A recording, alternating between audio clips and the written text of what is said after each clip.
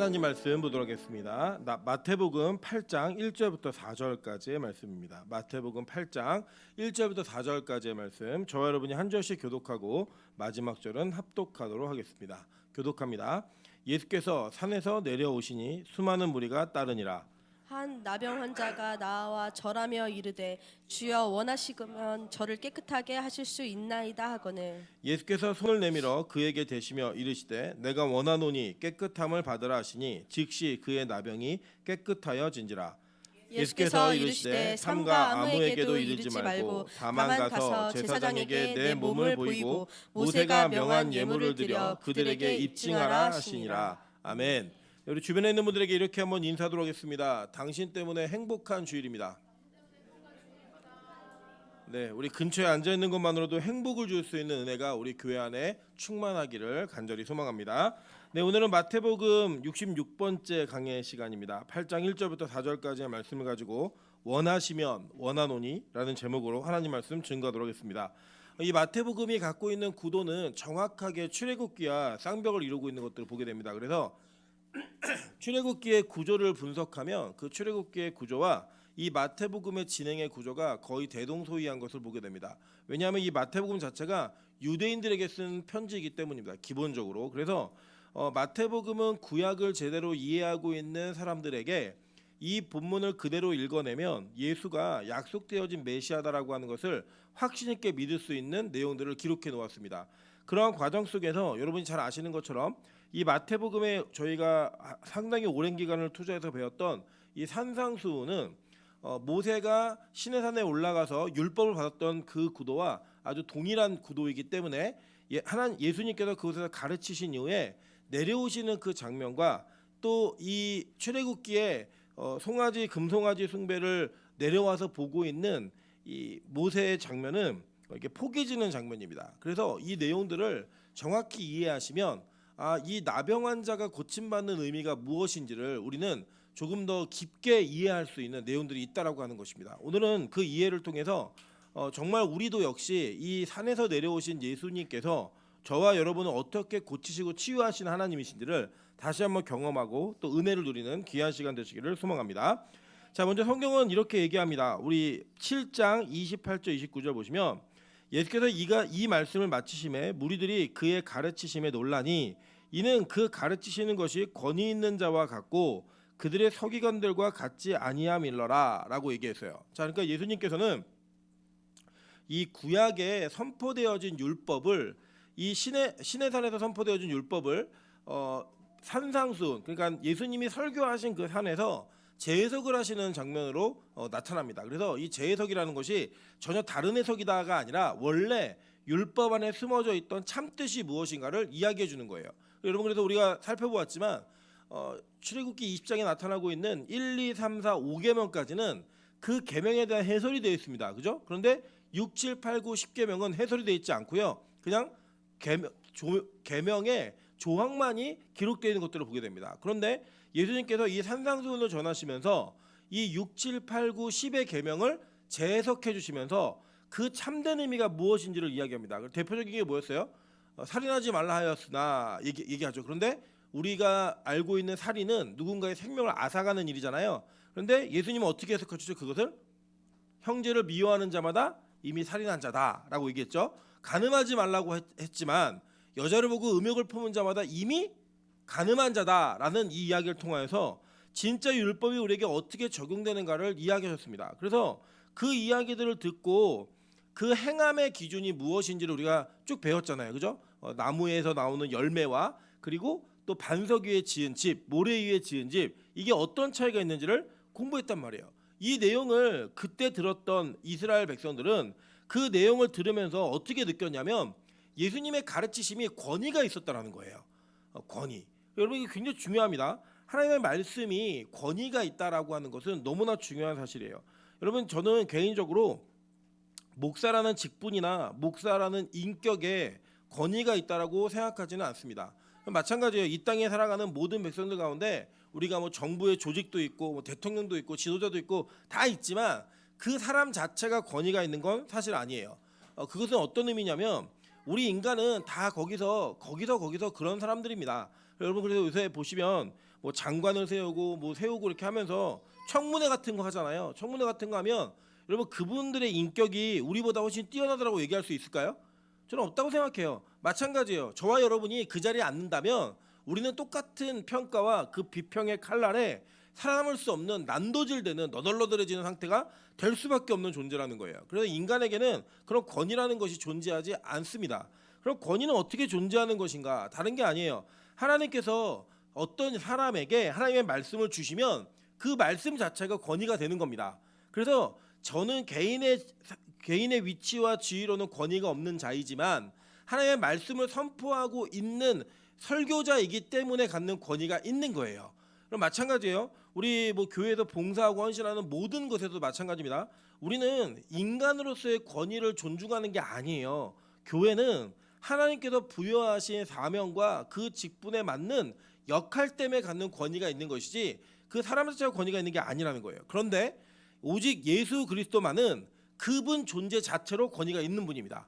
그래서 그분의 가르침은 우리랑 전혀 다른 차원의 권위를 지닌다는 거예요. 제가 왜 권위를 갖냐면 이 교회 안에서 예수의 가르치심을 전달하기 때문에 권위가 있는 것이지 저에게 권위가 있는 게 아니라는 거예요. 마찬가지입니다. 장로, 권사 모든 직분도 그 직분 자체가 여러분의 권위를 주는 게 아니에요. 우리가 예수의 몸된 자로서 예수께서 맡기신 사명을 감당하기 때문에 갖는 권위가 있는 거라는 거예요. 근데 뭐와 같지 않느냐 보면 그들의 서기관들과 같지 아니함일러라 라고 이야기했어요. 그게 어떤 뜻이냐면 서기관들은 율법을 다루는 자였어요. 근데 이 율법을 다루는 자들이 율법을 다룸을 통하여서 그것이 자신들의 권위라고 생각했고 그 위치와 자격이 자기들이 가진 힘이라고 생각했습니다. 그리고 그 율법을 자의적으로 해석하여서 그 율법을 가지고 사람들을 옥죄고 사람들을 규제하고 이런 일들을 다 사용했다라는 거예요. 그런데 그렇게 하나님께서 사용하시는 권위는 아니었다라고 성경은 얘기하는 거예요. 그럼 도대체 왜 그것이 아닌가를 성경은 그 다음 장면을 통해 우리에게 설명하는 겁니다.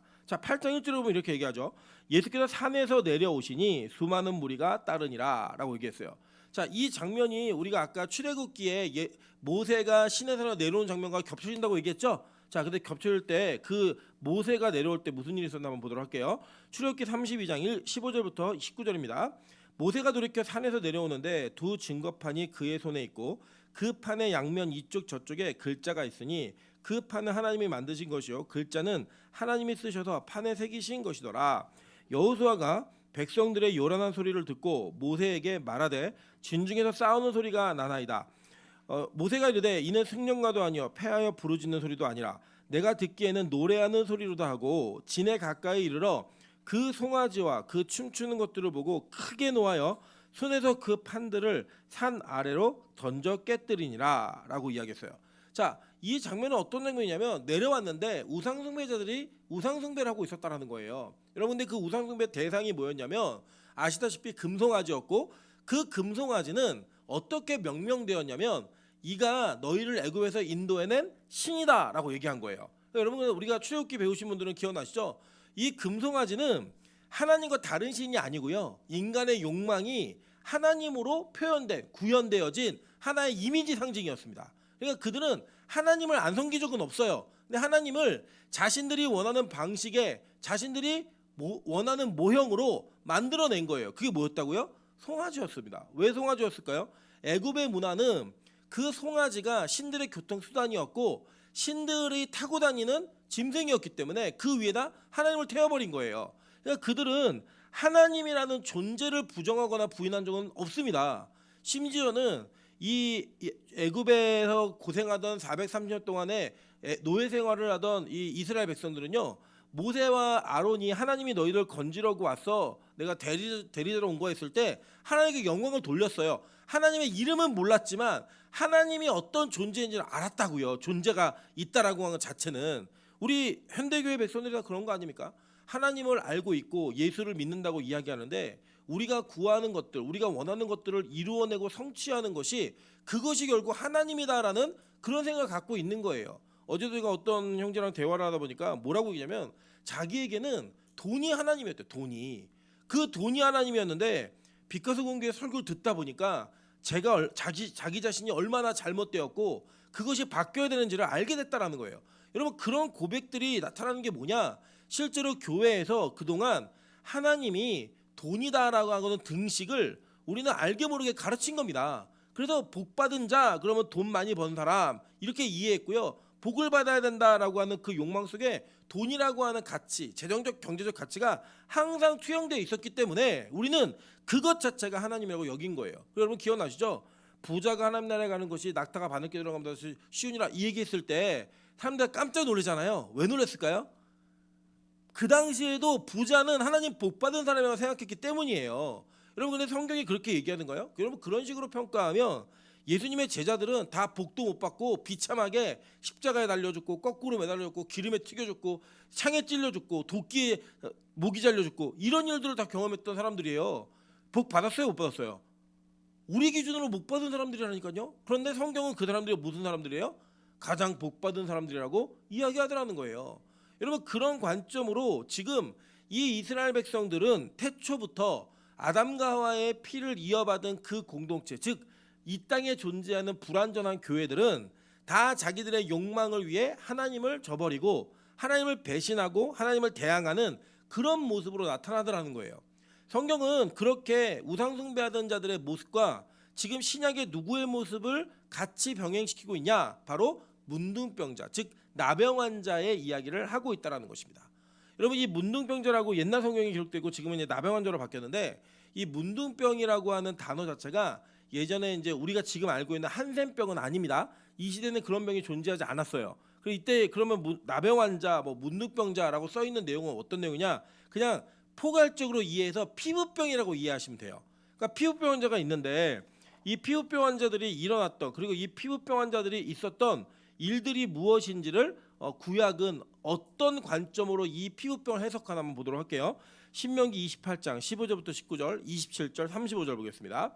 내가 만일 내 하나님 여호와의 말씀을 순종하지 아니하여 내가 오늘 내게 명령하는 그의 모든 명령과 규례를 지켜 행하지 아니하면 이 모든 저주가 내게 임하여 내게 이를 것이니 내가 성읍에서도 저주를 받으며 들에서도 저주를 받을 것이요 또 내 광주리와 떡 반죽 그릇이 저주를 받을 것이요 내 몸의 소생과 내 토지의 소상과 내 소의 양의 새끼가 저주를 받을 것이며 내가 들어와도 저주를 받고 나가도 저주를 받으리라 라고 얘기했어요.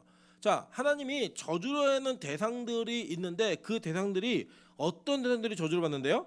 말씀을 순종하지 아니하며 그의 모든 명령과 규례를 지켜 행하지 아니하면 저주를 받는다는 거예요. 그래서 이 저주에 대한 내용들이 쭉 기록되어 있는데 27절과 35절을 볼게요. 27절 이렇게 기록합니다.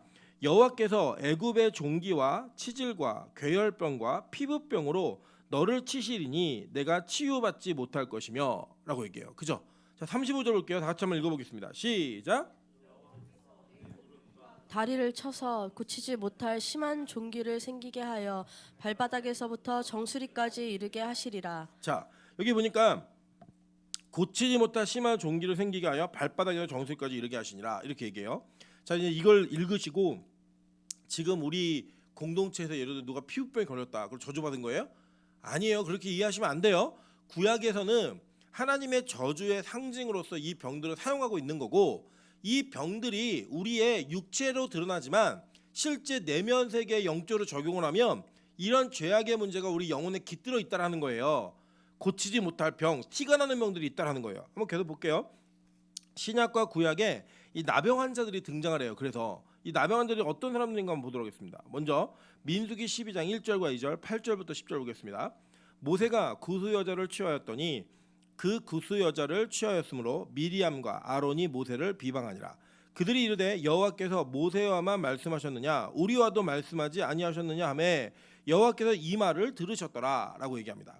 이 모세가 구스 여자랑 결혼합니다. 원래 이제 모세의 첫 번째 아내는 십보라예요. 근데 이 십보라라고 하는 그 아내가 성경에서 어떻게 됐는지 명확하게 진술을 하지는 않아요. 그런데 모세가 어찌됐든 간에 민수기 12장에 가면 구스 여자를 취하였어요. 구스 여자라고 하면 쉽게 이해하시면 지금으로 이해하면 흑인이라고 이해하시면 딱 맞습니다. 그러니까 이제 모세의 개인적인 취향이겠죠. 이 구스 여자를 취했는데 이것 때문에 미리암과 아론이 모세를 비방했어요. 여기 보면은 미리암이 앞에 나와 있죠. 그러니까 미리암이 주도적으로 모세를 비방한 것 같아요.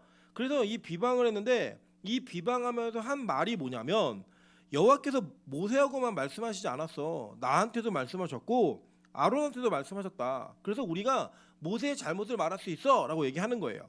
자, 그런데 요거를 잘 이걸 이제 제가 좀 사족을 달면 보통 민수기 12장의 본문으로 많은 목회자들이 목사의 잘못을 지적하거나 비방하면 안 된다 이렇게 설교하시는 분들이 태반이시지만 저는 그렇게 이해하진 않습니다. 그렇게 이해하지 않아요. 그런데 이건 어떻게 이해하시면 되냐면 이 모세가 구수여자를 취할 때 이 구수여인은 그냥 길에 지나가다가 만난 사람이 아니에요. 누구냐면 이스라엘 백성들이 출애굽할 때 애초부터 많은 잡족, 성경에 잡족이라고 써 있어요. 그러니까 다양한 민족이 이 6월절의 역사까지를 경험하고 따라 나온 자들이 있었다라는 거예요. 그러니까 누구예요?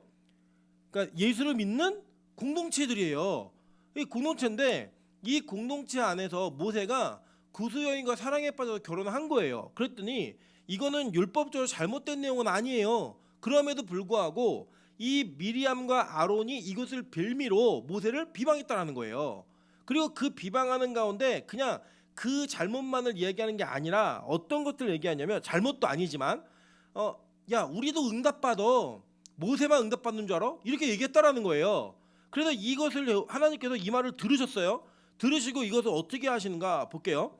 그와는 내가 8절부터 10절입니다. 그와는 내가 대면하여 명백히 말하고 은밀한 말로 하지 아니하였으며 그는 또 여호와의 형상을 보거늘 너희가 어찌하여 내 종 모세 비방하기를 두려워하지 아니하느냐. 여호와께서 그들을 향해 진노하시고 떠나심에 구름이 장막 위에서 떠나갔고 미리암은 나병에 걸려 눈과 같더라. 아론이 미리암을 본즉 나병에 걸렸는지라 이렇게 얘기해요. 그러니까 뭐냐면 이 모세 아론과 미리암과 아론이 모세를 비방한 건 잘못이 아닌데 빌미를 잡은 거예요. 뭐 때문에요? 리더십 때문에요. 리더십 때문에. 그래서 여러분 이제 이런 겁니다. 여러분 목사가 뭔가 잘못할 수 있죠. 그럼 그 잘못한 거를 말도 못하면서 끙끙 앓아야 되느냐? 전 그렇게 생각하지 않아요. 얘기하세요. 말하시면 돼요. 그런데 뭐가 중요하냐? 그게 진짜 잘못된 것인가? 이게 너무 중요한 개념이에요. 그러니까 뭐 아님 말고 이런 식으로 얘기하는 거 안 된다고요. 목사한테 뭐 어떤 지도자, 교회 안에서 리더십을 갖고 있는 사람들의 어떤 잘못을 이야기할 때 두세 증인이 있어야만 말하라고 얘기해요. 성경에도 보면 장로들의 잘못은 두세 증인이 있지 않으면 그걸 얘기하지 말라고 말합니다. 뭐냐? 확실한 사실관계 확인을 먼저 하라는 거예요. 근데 이 사람들은 그거 안 했어요. 그냥 자신들이 가지고 있었던 생각에 구수여자 안 된다는 거예요. 그냥. 그리고 비방을 해버렸어요. 근데 그 비방하는 그 내용 속에서 뭘 비방하냐면 너만 리더십 있는 거 아니야. 너만 응답받는 거 아니야. 나도 응답받아. 라고 얘기한 거예요. 그랬더니 하나님이 뭐라고 하시냐면 야 나는 모세하고 대면에 얼굴과 얼굴을 맞보고 그 모세는 여호와의 형상을 봐. 이렇게 얘기했어요. 무슨 얘기예요 이거는? 모세가 누굴 만난 거예요? 예수님을 본 거예요. 계속. 하나님의 형상을 보면서 대화하는 그런 친밀한 관계였다고요. 그렇게 대화하는데 니들이 모세 비방하는 걸 두려워하지 않고 이렇게 말을 해? 라고 얘기하면서 그들이 아니죠. 주도적이었던 미리암에게 내린 병이 뭐예요? 나병이었다는 거예요. 피부병. 피부병이 갑자기 온몸에 눈처럼 힐 정도로 완전히 발해버린 거예요.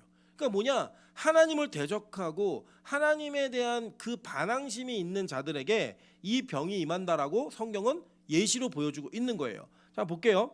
열왕기하 5장 26절부터 27절입니다.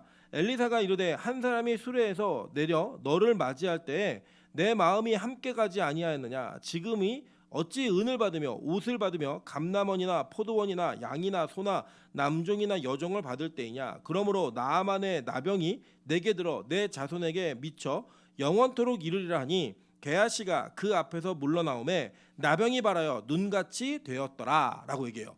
자 여기 보니까 이게 어떤 장면이냐면 이 나아만이라고 하는 이 아람의 군대 장관이 엘리사에게 와서 나병을 치유받죠. 그죠? 요단강 옛날 성경에 묻는병이라고 얘기하는데 나병이에요. 나병. 이 요단강에서 7번 씻어. 그랬더니 씻잖아요. 그랬더니 씻고 난 다음에 내가 가져온 예물을 다 주겠습니다. 그랬더니 엘리사가 안 받겠다 그래요.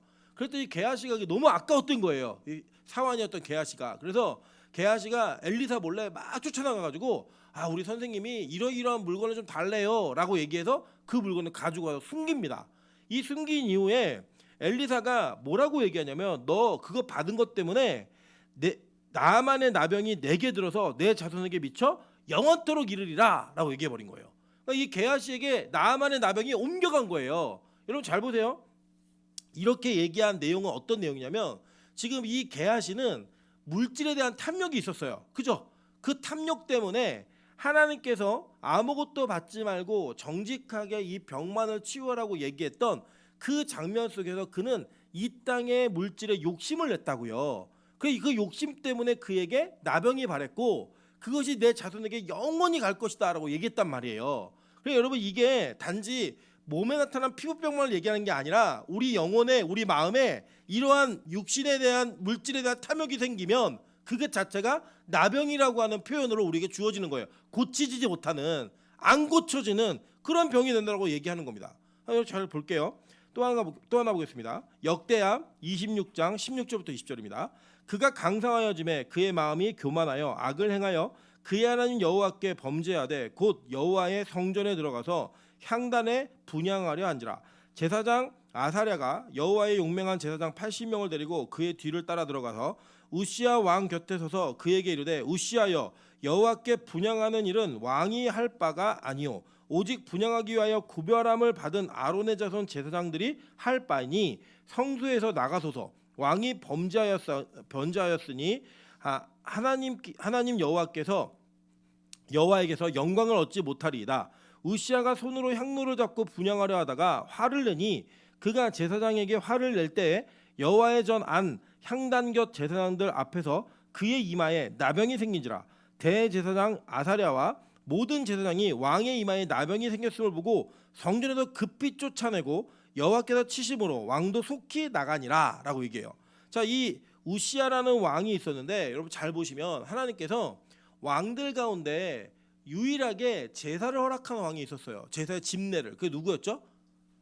다윗이었다고. 다윗. 왜냐? 이 다윗은 하나님께서 선택한 메시아의 모형이어서 그의 제사장 직분은 이 아론의 반차를 쫓은 직분이 아니라 멜기세덱의 반차를 쫓은 제사장의 직분이었다고요. 그래서 이 다윗에게만 특별하게 허락되어진 은혜가 있었어요. 그래서 그 제사장 왕이었던 다윗은 제사장으로서의 역할을 했다 안 했다? 했다고요. 에봇 입고 예배 드렸잖아요. 그런데 그에게 그것 때문에 해가 임했어요, 안 임했어요? 안 임했죠. 그런데 이 우시야가 자신의 조상이었던 할아버지였던 다윗 왕과 동일한 위치에 올라가고 싶었던 거예요. 그래서 그의 마음이 어땠어요? 강성하여지니까 교만해지고 악을 행했다라고 얘기해요. 그래서 이게 뭘 원한 거냐면 나도 다윗 할아버지처럼 제사 드릴 거야 라고 얘기한 거예요. 왜요? 그 강성해지니까. 그리고 마음이 교만해져서 이 교만함 때문에 그는 자신에게 허락되지 않은 제단에서의 분향을 하려고 했습니다. 그랬더니 이 아사랴와 대제사장 아사랴와 80명의 용감한 제사장들이 말려요. 이거를 하지 말라고. 그리고 왕이 어떻게 했어요? 화를 내버려요. 화를. 여러분 그래서요 이 월권이라고 하는 것은 하나님 앞에 도전하는 겁니다. 하나님께서는 우리 공동체와 우리 각자 개인의 사명 속에 허락하신 일이 있고 허락하지 않은 일이 있어요. 근데 우리가 그 허락하지 않은 일을 내가 어떤 한 가지 영역에서 잘 되면 그걸 넘어서서 자꾸 그것을 교만하게 도전하는 일들이 생겨요. 그 생겨나는 일들을 하나님은 허락하지 않으시는 거예요. 여러분 진짜 하나님께 온전한 통제를 받는 사람은 어떤 사람이냐면 이런 사람이에요. 다윗이 80만의 군대가 있었거든요. 이 군대를 막 세요. 근데 여러분 그 당시에 잘 기억해 보시면 아수르의 군대 18만 5천이 전 세계를 정복했습니다. 그러니까 다윗은 전 세계를 정복할 만한 힘이 있는 사람이 없는 사람이에요. 있었다고요. 근데 그는 하나님께서 정해주신 유브라데스 강을 넘어가지 않아요. 그 영토를 하나님이 정해주신 그 영역을 넘어가지 않는다고요. 그런데 사람이 어떤 영역에서 은혜를 받고 그 은혜로 잘 되면 교만해지는 사람이 나타나요. 제가 보면 여러분 그냥 이해하고 들으세요. 요 근래에 보면요. 목사님들 가운데 하나님께서 은혜를 주셔서 목회를 잘하는 분들이 계세요. 대형 목회라고 큰 목회를. 근데 이분들이 그 목회를 잘하시면 되는데 자꾸 정치에 손을 대세요. 정당을 만들고 뭐 정치적 입장을 얘기하고 저는 왜 그러시는지 모르겠어요. 아니 이렇게 사람이 많이 모이니까 대통령이라도 될 것 같으신지 희한해요 참. 여러분 예전에 돌아가신 고인이니까 황수관 박사 아시죠? 이분이 대통령 후보에 나오겠다고 해서 주변에 다 말렸어요. 하지 말라고. 근데 그 주변에 몇몇 아주 측근들이 당신 아니면 안 된다고 안 될 걸 알면서도 사람들이 자꾸 얘기를 하니까 거기에 빠져가지고 그분은 그 사명이 아니라고 하나님이 그분에게 대통령 직분을 맡기지 않으셨어요. 내가 욕심을 내더라고 욕심을. 여러분 그런 일들이 우리 안에 없을 수 없다라는 거예요. 여러분 그런 일들이 비일비재하게 드러나다 보면요. 하나님은 이렇게 교만한 자들에게 나병을 바라게 하심으로 그 교만이 어떻게 그대의 육체를 통해 표현되는지를 얘기하는 거예요. 그러니까 이게 뭐냐면 이런 거예요. 교만하면 나병 걸린다가 아니고 여러분 교만한 것 자체가 이미 나병이 걸린 자들이라고요. 이해되세요? 무슨 말인지. 내가 너무 교만하다 그러면 그 자체가 하나님께서 여러분의 영혼에 고칠 수 없는 피부병 그 나병이 들게 하신 거예요. 마찬가지예요. 아까도 얘기했지만 물질의 욕심을 내면 뭐예요? 나병이 들리게 하신 거라고요. 권위에 도전하고 리더십을 자꾸 도전하면 그게 뭐예요? 그게 나병에 걸리게 하신 거라고요. 성경은 그것을 계속 얘기하는 거예요. 그런데 여러분 이 놀라운 사실은 뭐냐면 하나님께서 그렇게 나병이 걸린 자들 가운데 건지는 자들이 있더라는 거예요. 건지는 자들. 고쳐주시는 자들이 있더라는 거예요. 대표적으로 누굴 고치시냐? 나아만 장군이 고쳐져요. 볼까요? 열왕기하 5장 13절부터 14절입니다. 다 같이 한번 읽어볼게요. 시작. 그의 종들이 나와서 말하며 이르되 내 아버지여 선지자가 당신에게 큰 일을 행하라 말하였다면 행하지 아니하였으리이까 하물며 당신에게 이르기를 씻어 깨끗하게 하라 함이리이까 하니 나아만이 이에 내려가서 하나님의 사람의 말대로 요단강에 7번 몸을 잠그니 그의 살이 어린아이의 살같이 회복되어 깨끗하게 되었더라. 자, 이 나아만은 이방 사람이었는데 이방 사람이었던 나아만이 엘리사에게 병을 고치러 왔어요. 그런데 엘리사가 나와서 쳐다보지도 않고 째려보다가 게하시에게 시켜서 뭐라고 얘기냐면 너 가서 요단강에서 7번 씻어라고 얘기해요. 근데 요단강 여러분 가보시면 아시겠지만 그냥 흙탕물이에요. 흙탕물. 그러니까 이 나아만이 열받은 거예요. 야 우리 아람에는 더 맑고 깨끗한 물도 많은데 내가 굳이 요단강에 들어가서 씻어야 돼? 열받아갖고 가자 이런 거예요. 그랬더니 주변에서 이 지혜로운 부하들이죠. 뭐라고 얘기냐면 장군님 한번 생각해 보세요. 선지자가 물구나무 서서 20시간 있으라고 했을 거 아니냐고. 이거 고치려고 왔는데 그런데 7번 가서 목욕하는 게 뭐 대단한 일이라고 그걸 안 하냐고. 한번 해보라고. 나아만이 들으니까 이게 일리가 있는 거예요. 그래서 그 나아만이 엘리사의 말을 듣고 요단강에 들어간 건 믿음이에요. 믿음. 그죠? 이게 설레가 있는 게 아니잖아요. 그냥 믿음이라고요. 그래서 들어가요. 그럼 여러분 이게 무슨 의미인가 한번 생각해 보세요. 나아만이 요단강에 들어가서 몸을 담그고 7번을 왔다 갔다 했다고 얘기해요. 그러면 요단강에 몸을 담그는 사건은 뭘 상징할까요? 에? 세례를 상징하잖아요. 이스라엘 백성들이 요단강 건너온 거를 성경은 뭐라고 표현했어요? 세례라고 얘기했고 이 요단강에서 누가 세례를 받으세요? 예수님께서 세례를 받으시잖아요. 그러니까 이 나아만이 이 요단강에 몸을 담그는 것은 그의 믿음이었고 그의 믿음이 인증받는 세례가 있었는데 그 세례가 몇 번이 있었어요? 7번. 완벽한 숫자 7번이 있는 거예요. 그랬더니 그가 어떻게 됐어요? 그의 살이 어린아이의 살같이 회복되어 깨끗하게 되었더라. 다시 태어났다는 얘기예요. 다시 태어났다고. 이렇게 이 문둥병, 고쳐지지 않는 문둥병도 믿음으로 순종하면 무슨 일이 벌어져요? 세례를 받아 다시 태어나서 회복되어지는 역사가 있더라는 거예요. 여러분 바로 이게 지금 성경이 말하고 있는 이 나병 환자가 고침받을 수 있는 조건을 이미 구약에서 얘기해주고 있는 거예요. 그래서 오늘 이 나아만은 이방인입니다. 이방인이고 지금 이 문둥병자는 율법을 알아요. 여기 보면은 이 오늘 본문에 등장한 문둥병자는 야 너 아무에게도 말하지 말고 제사장에 가서 네 몸을 보여. 이건 무슨 뜻이에요? 이 사람이 유대인이 아니에요. 유대인이잖아요. 그 유대인이 고침받는 장면을 통해 복음이 어떻게 확장될 것인가를 설명해주고 있는 거라고요. 여러분 그래서 같은 나병 환자인데 이 설명을 하는 예언이 있어요. 그러니까 지금 오늘 8장은 첫 번째로 적용되는 거 유대인들에게요. 그리고 이 유대인들에게 적용된 이 문둥병의 고침, 나병의 고침이 이후에는 이방인들에게 확장된다라는 얘기가 있어요. 한번 볼게요. 누가복음 17장 11절부터 19절입니다.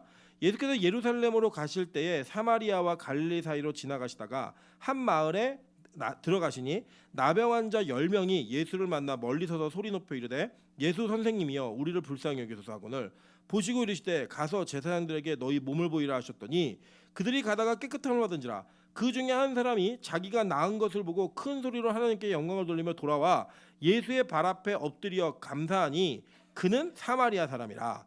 예수께서 대답하여 이르시되 10사람이 다 깨끗함을 받지 아니하였느냐 그 9은 어디 있느냐 이 이방인 외에는 하나님께 영광을 돌려 온 자가 없느냐 하시고 그에게 이르시되 일어나라 가라 내 믿음이 너를 구원하였느니라 하시더라 라고 얘기하죠. 그러니까 이 나병에 고침받는 것이 구원의 확장과 연결되어 있는 거예요. 자, 이해되셨죠? 자, 그러면 오늘 이 본문을 볼게요. 그냥 문자적으로 부정한 자가 예수님을 만나 치유받았다. 그 여러분도 병 나을 수 있습니다. 이 정도의 개념으로 이 본문은 우리에게 전달하는 바가 병 고침이 있다라는 얘기를 하는 게 아니라고요.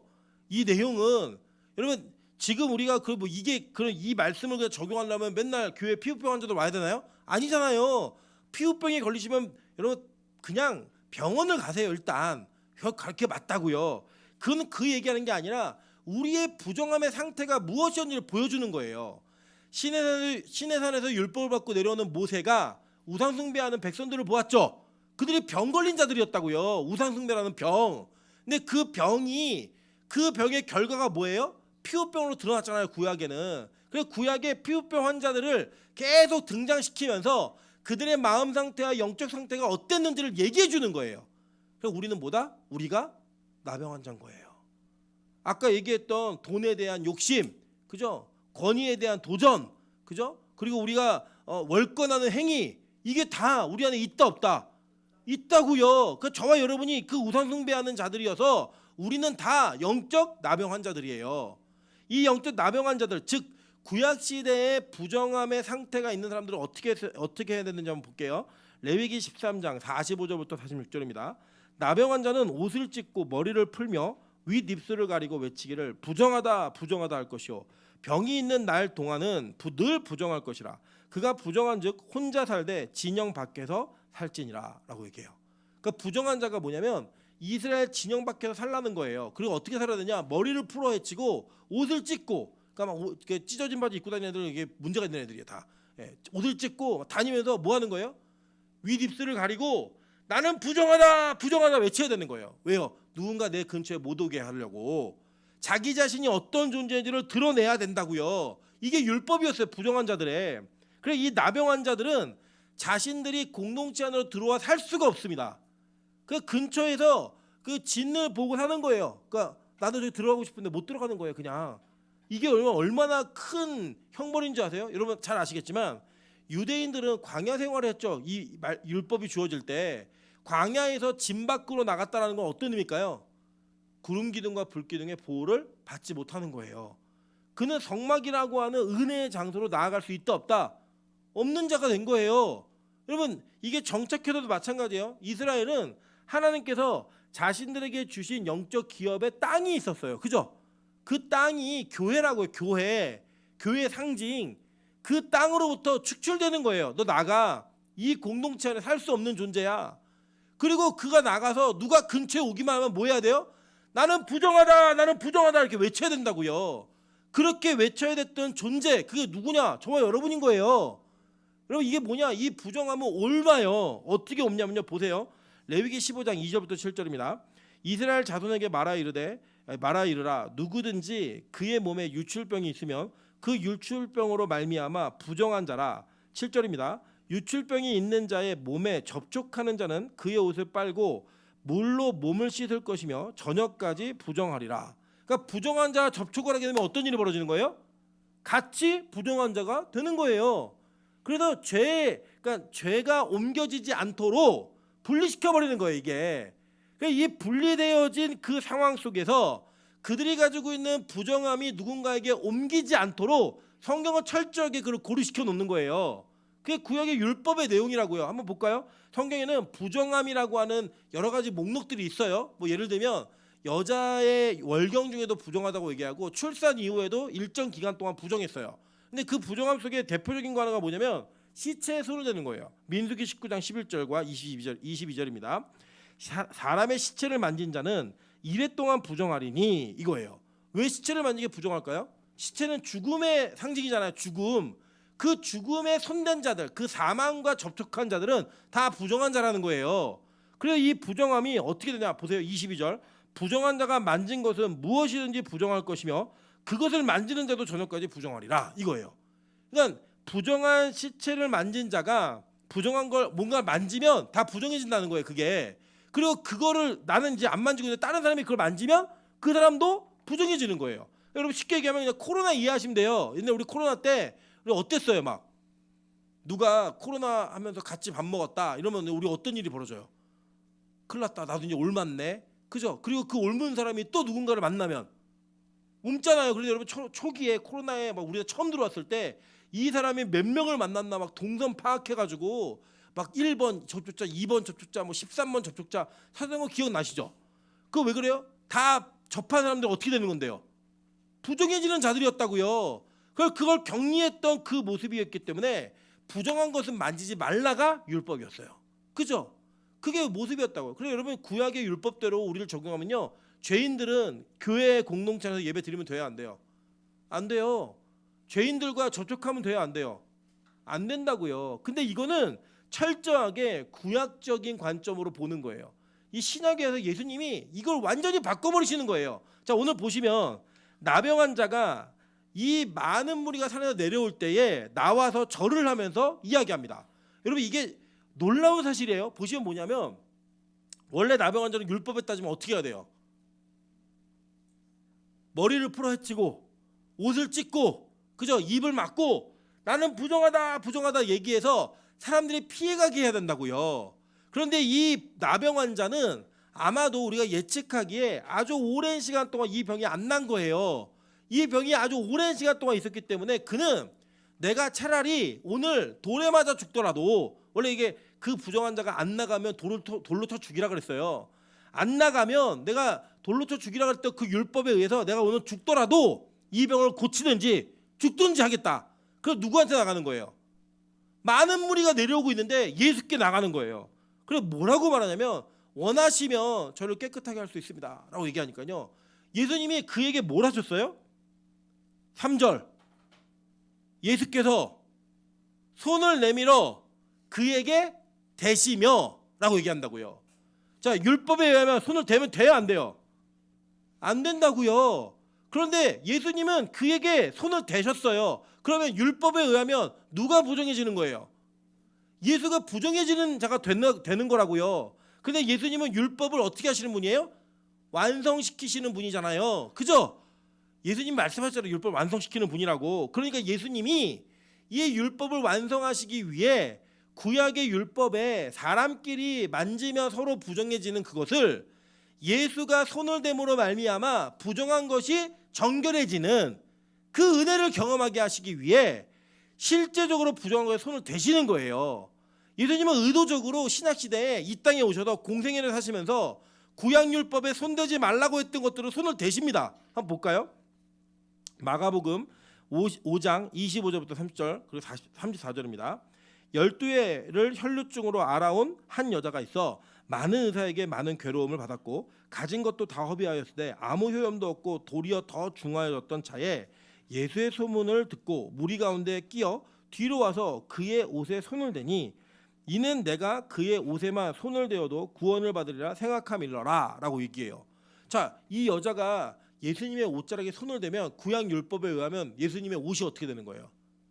부정해지고 그 옷을 입고 있는 예수님도 부정해지는 게 맞아요. 그죠? 근데 이 여자는 구약의 율법의 그 패러다임을 뛰어넘는 복음에 대한 이해가 있었던 거예요. 무슨 말인지 이해되세요? 예수님은 내가 만져서 부정하게 되는 존재가 아니라 내가 그분을 만지면 그분이 나를 고치실 거야 라는 믿음이 있었던 사람이라고요. 그러니까 샤머니즘적으로 저 사람이 입었던 속옷 내가 입으면 나도 아들 낳을 수 있어 이런 개념이 아니고요. 그냥 그 예수에 대한 이해가 제대로 돼 있는 사람이라고요. 그래서 이 여자가 이 예수의 몸에 손을 댑니다. 옷자락에 손을 대요. 예수님이 그 옷으로부터 능력이 나간 줄 아셨어요? 그래서 물으시는 거예요. 자, 보세요. 이에 그의 혈루 근원이 곧 마름에 병이 나은 줄을 몸에 깨달으니라.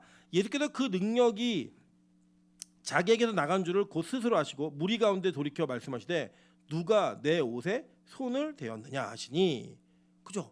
누가 내 옷에 손 댔니? 라고 물어요. 그러니까 제자들이 뭐라 하냐면 예수님 사람이 지금 얼마나 많은데 손댄 걸 찾으세요.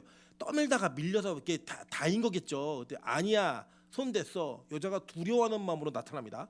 등장을 해요. 내가 손댔습니다. 이게요. 그래서 예수님이 뭐라고 말씀하시는가 볼게요. 34절입니다. 예수께서 이르시되 딸아 내 믿음이 너를 구원하였으니 평안히 가라.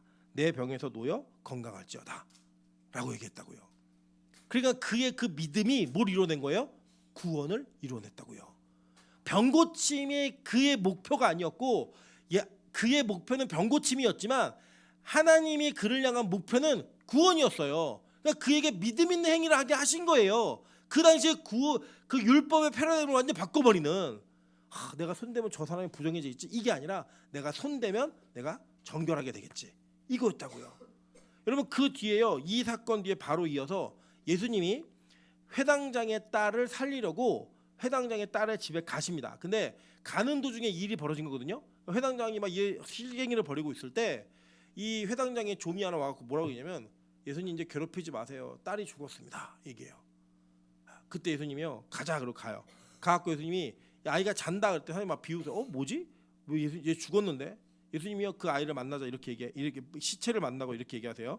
마가복음 5장 41절부터 43절입니다. 그 아이의 손을 잡아 이르시되 자 시체에 뭘 했어요? 손을 잡았죠. 됐어요. 그러면서 뭐라고 얘기하셨어요? 달리다굼 하시니 번역하면 곧 내가 내게 말하노니 소녀야 일어나라 하십니다. 이 달리다굼은 막 일어날지어다 이게 아니고요. 왜 엄마가 아침에 아기 깨울 때 있잖아요. 물론 이제 저희 아내는 오늘 아침에 저에게 오빠 늦었어 이렇게 깨웠어요. 그래서 보통 어떻게 깨우냐면 얘야 학교 가자 일어나라 이렇게 부드럽게 깨워요. 네. 깨우는 것처럼 달리다굼은 그렇게 깨우는 이야기예요. 예수님이 그 소녀 여자의 죽은 아이의 시체에 손을 대시고 달리다굼 소녀야 일어나 얘기하신 거예요. 그때 이 아이가 벌떡 일어나서요 걸어요. 근데 이 아이의 나이가 몇 살이에요? 12살. 12해 동안 혈중 앓았던 자 12살 동안 살았던 그 아이가 죽었는데 이 아이를 살림으로써 자 보세요. 하나님이 이 땅에 오셔서 부정한 자들에게 손을 대시면 고쳐질 것과 사망, 영적 죽음이 있는 자에게 손을 대시면 다시 살아날 것을 상징으로 보여준 사건인 거예요. 이해되세요? 이제 무슨 말인지 이게? 자 계속 볼게요. 누가복음 7장 14절부터 17절입니다. 가까이 가서 그 관에 손을 대시니 맨 자들이 서는지라 예수께서 이르시되 청년아 내가 내게 말하노니 일어나라 하시매 죽었던 자가 일어나 앉고 말도 하거늘 이렇게 얘기해요. 나인성의 과부의 아들을 살리시는 장면이에요. 관에 손을 대세요. 뭐예요? 부정한 것에 손을 댔다고요. 근데 그 부정한 것에 손을 대니까 죽은 자가 어떻게 돼요? 살아난다고요. 벌떡 일어난다고요. 그게 바로 예수님이 이 땅에 오셔서 구약 율법의 패러다임을 완전히 바꾸시는 사건인 거예요. 자, 구약에서는 부정한 자가 손을 대거나 부정한 자를 만지면 어떻게 됐어요? 부정하게 됐다고요. 여러분 지금도 교회 안에 이런 잘못된 생각 갖고 있는 분들이 계세요. 예를 들면 뭐 임신했는데 장례식 가면 안 된다고. 왜요? 이유가 뭐예요? 가면 뭐 귀신부터 온다고. 이런 생각인 것 같아요. 뭐 갔다 오면 막 소금 뿌리고 거기에 뭐 영적으로 장례식 갈 때 안 좋다고. 그런 얘기 하지 마세요. 우리는 그런 존재가 아니라고요. 그거는 샤머니즘적인 요소이고 구약적 요소예요. 많이 양보하더라도 하나님은 이 땅에 오셔서 구약의 율법을 완전히 바꾸신 분이 어떻게 해요? 완성시키신 분이라고요. 구약에는 우리가 서로 만지면 부정하게 됐다고요. 그런데 예수님이 우리를 만지시면 그 부정한 자가 어떻게 돼요? 깨끗해진다고요. 정결해진다고요. 그것을 표현하시고 실천하신 한 가지 사건이 이거예요. 누가복음 7장 34절입니다. 인자는 와서 먹고 마시매 너희 말이 보라 먹기를 탐하고 포도주를 즐기는 사람이요 세리와 죄인의 친구로다 이렇게 얘기해요. 보통 이렇게 문제아들 부모님이 꼭 안 빠지고 하시는 말씀이 있으세요. 우리 애가 친구를 잘못 사귀어서. 네, 그걸 꼭 하세요. 원래는 착한 애인데 친구를 잘못 사귀어서. 근데 막상 알아보면 걔가 그 친구들 물들인 애예요. 친구를 잘못 사귀었다 얘기해서 누구를 만나고 접촉했느냐에 따라 영향을 받는다고 얘기를 해요. 그런데 예수님은 이 땅에 오셔서 제일 악하고 제일 더러운 자들을 친구 삼으셨다고요. 그게 누구예요? 저와 여러분이잖아요. 우리를 친구 삼아 주신 거예요. 그리고 예수님 뭐라고 말씀하신 줄 아세요? 마태복음 21장 31절부터 32절이에요. 그 둘 중에 누가 아버지의 뜻대로 하느냐 이르되 둘째 아들이니이다. 예수께서 그들에게 이르시되 내가 진실로 너희에게 이르노니 세리들과 창녀들이 너희보다 먼저 하나님의 나라에 들어가리라. 요한의 의의 도로 너희에게 왔거늘 요한이 의의 도로 너희에게 왔거늘 너희는 그를 믿지 아니하였으되 세리와 창녀는 믿었으며 너희는 이것을 보고도 끝내 뉘우쳐 믿지 아니하였도다라고 얘기해요. 그 자신이 나병한 자라고 생각하지 않는 자는, 자기를 스스로 부정하다고 생각하지 않는 자는 예수님을 만날 기회가 없다는 거예요. 나갈 일도 없으니까. 예수님이요 이것을 정확하게 이 장면 속에 보여주시는 거예요. 산에서 내려오시면서 율법의 완성자임을 선포하고 내려오시는 그분께서 진짜 선한 일을 행하시는데, 그 선한 일이 뭐냐? 예수하고 접촉됨을 통해 그 접촉된 부족된 자들이 다 정결해지는 그것을 보이시는 거예요. 이게 선행이다예요. 이게 무언가를 행하는 일이라는 거예요. 여러분, 그래서 우리의 행함은 뭐냐? 바로 예수를 만나는 일이고, 자신의 부정됨을 고백함으로 말미암아 예수에게 접촉되어서 나의 부정됨이 정결함으로 바뀌어지는 그것, 그게 바로 교회의 사명이고, 교회가 이 땅에서 예수를 만나면서 최고로 바라야 되는 가치라고요. 근데 우리는 뭘 바래요? 예수님 제발 돈 좀 생기게 해주세요. 예수님 제발 이번에 성공하게 해주세요. 이거를 기대하고 이걸 바라고 있다고요. 여러분, 그래서요 이게 뭔가 여러분 안에 하나님께서 우리에게 하실 일이 있는데, 그 일이 그에게 유효한가 유효하지 않은가 이걸 판별하는 건 별로 어렵지 않아요. 뭐냐면 그가 그 사건 속에 하나님을 더 만나기를 간구하면 그 일은 되는 일이에요. 근데 그 사건 속에 오히려 하나님과 멀어지기 시작하면 그거 안 되는 일이라고요. 제가 누누이 말씀드렸잖아요. 제가 청소년 많이 했으니까. 하나님과 연인과의 관계는 삼각형의 관계예요. 어떤 관계냐? 이 삼각형이 있으면 저 꼭지점에 하나님이 계신 거예요. 그리고 남자하고 여자가 있어요. 이 남자하고 여자가 어떻게 가까워지는 거냐면 하나님을 향해 나아가면 가까워지는 거예요. 그렇게 가까워져야 이 관계는 올바른 관계가 된다고요.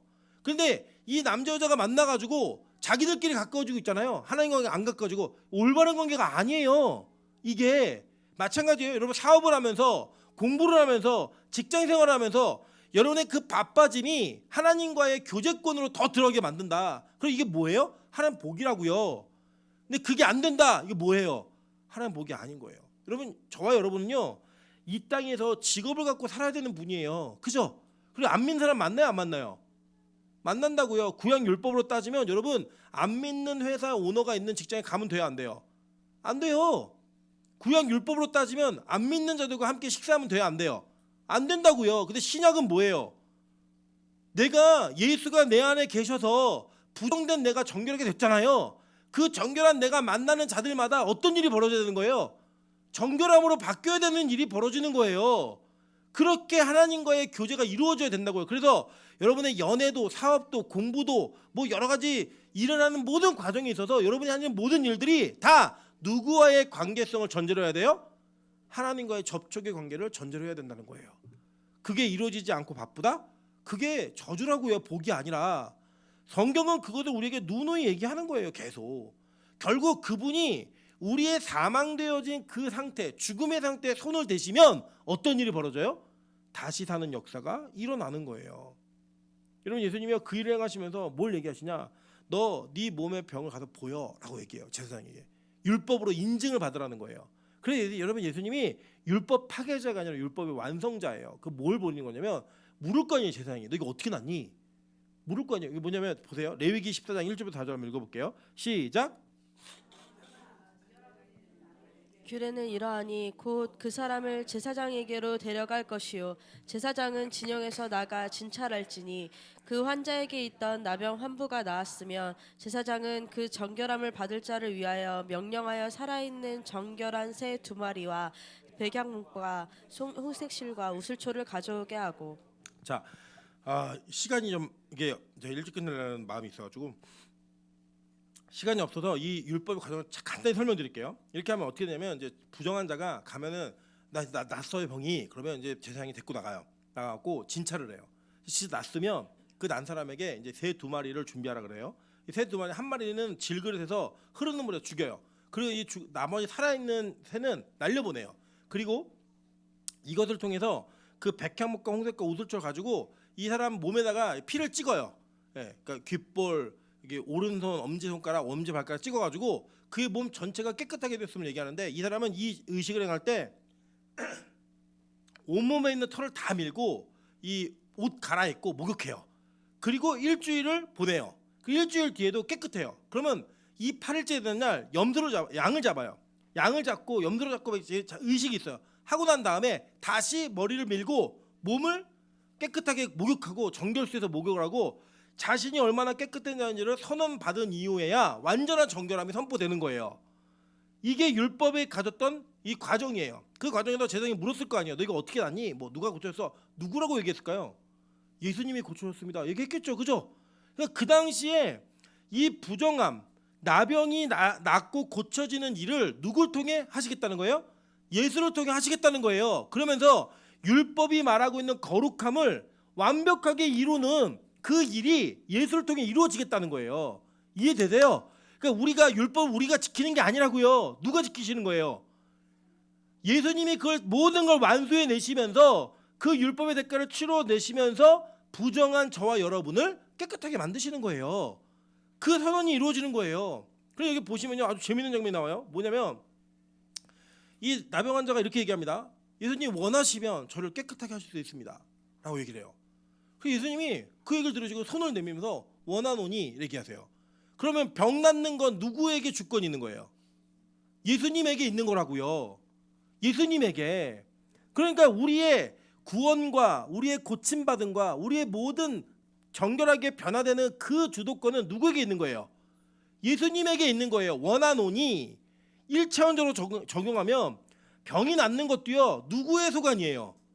철저하게 하나님의 소관이라고요. 영역이.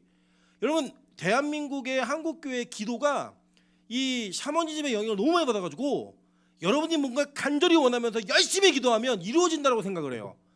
기도는 그런 기도가 아닙니다. 성경이 말하는 기도는 하나님께서 원하시는 뜻이 무엇인지를 알고 그 뜻에 맞춘 기도를 하는 거예요. 우리가 원하는 걸 하는 게 기도가 아니라고요. 여러분, 때로는 이럴 수 있죠. 원하는 거 기도할 때 되던데요? 이거 맞아요. 왜 되냐면 이런 거예요. 예를 들어 우리 용성 형제에게 하나님께서 결혼의 축복을 허락하시는, 올해 안에 결혼 축복을 허락하시는 은혜가 있으면 갑자기 결혼에 대해서 기도할 마음을 주시는 거예요. 기도하게 돼요. 그러면 그래서 그 기도를 이루게 하심으로 말미암아 그 기도를 통한 열매를, 응답을 거두게 하시는 거예요.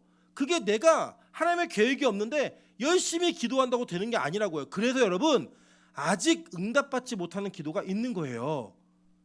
열심히 기도하는데 응답이 안 되는 기도가 있어요. 하나님 없어서가 아니고요, 하나님의 계획이 아니라고요. 아직 열심히 기도하고 열심히 노력하는데 안 될 수 있다고요. 결혼이, 사업이, 여러분의 학업이. 왜요? 하나님 뜻이 아니면 아무리 열심히 해도 안 돼요. 금식을 40일을 10번 해도 안 된다고요. 그거는. 왜요? 하나님이 원하셔야 되는 일이에요. 여러분, 저는요 마찬가지입니다. 우리 교회에 어려운 일을 당한 분들이 계시거나 병이나 큰 환난과 큰 고통이 있는 분들이 계시면 저는 고쳐달라고 기도할 거예요. 그러나 저는 그 기도가 기도를 했기 때문에 고쳐지고 기도를 안 하니까 안 고쳐지고 생각하지 않아요. 그리고 그 고쳐짐에 대한 내용은 저희가 결정하는 게 아니에요. 누가 결정하는 거예요? 하나님이 결정하시는 거라고요. 그래서 우리는 때로는 우리가 누군가를 위해 기도하고 누군가를 위해 열심히 섬기지만 그 일이 이루어지지 않는 것도 뭐예요? 하나님의 원하심이에요. 응답이라고요. 그걸 받아들이는 게 믿음이에요. 성경은 그것을 믿음이라고 얘기합니다. 그러니까 여러분, 그 찬양에도 있잖아요. 응답하지 않으심도 감사하다. 이거 있잖아요. 그게 우리의 기도의 올바른 태도라고요. 오늘 이 나병 환자는 예수님을 정확히 알았어요. 예수님, 원하시면 저를 깨끗하게 할 수 있습니다. 원하노니 깨끗함을 입을지어다. 깨끗해져요. 그게 복음이라고요. 이게. 그래서 저와 여러분이 내가 원해서 예배드리는 게 아니에요. 지금 내가 원해서 그 교만과 권위에 대한 도전함과 비방함, 그리고 그 월권의 행위들, 이런 것들이 여러분이 무언가를 노력해서 깨끗하게 되는 게 아니라고요. 하나님이 택해서 우리를 깨끗하게 만드신 거예요. 여러분, 제 눈, 코, 입을 보세요. 제가 예배드릴 사람으로 보이세요? 아니잖아요. 근데 하나님이 원하시니까 예배자가 된 거라고요. 옆에 있는 사람을 보세요. 이분이 정말 예배드릴 분으로 보이세요? 아니잖아요. 그런데 하나님이 여러분을 원하셔서 깨끗하게 하신 거라고요. 여러분, 그게 복음의 능력이고 그게 하나님의 은혜입니다. 반대로 원하지 않으시면 안 된다고요.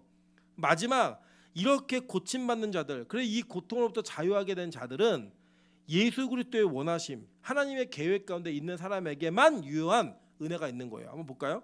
계시록 21장 1절부터 7절입니다. 또 내가 새 하늘과 새 땅을 보니 처음 하늘과 처음 땅이 없어졌고 바다도 다시 있지 않더라. 또 내가 보매 거룩한 성 새 예루살렘이 하나님께로부터 하늘에서 내려오니 그 준비한 것이 신부가 남편을 위하여 단장한 것 같더라. 내가 들으니 보좌에서 큰 음성이 나서 이르되 보라 하나님의 장막이 사람들과 함께 있음에 하나님이 그들과 함께 계시리니 그들은 하나님의 백성이 되고 하나님은 친히 그들과 함께 계셔서 모든 눈물을 그 눈에서 닦아주시니 다시는 사망이 없고 애통하거나 곡하는 것이나 아픈 것이 다시 있지 아니하리니 처음 것들이 다 지나갔음이로라. 보좌에 앉으시가 이르시되 보라 내가 만물을 새롭게 하노라 하시고 또 이르시되 이 말은 신실하고 참되니 기록하라 하시고 또 내게 말씀하시되 이루었도다. 나는 알파와 오메가여 처음과 마지막이라. 내가 생명수 샘물을 목마른 자에게 값없이 주리니